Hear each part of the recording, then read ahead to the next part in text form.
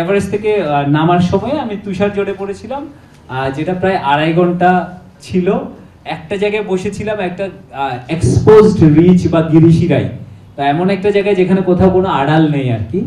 তো ওই জায়গায় টানা যে বাতাস এবং তুষারের ঝাপটা, এইটা আমাকে মানে পুরো অভিযানে আমাকে ভয় পাইয়েছে বা চ্যালেঞ্জের মুখে ফেলেছে আসলে এইটাই।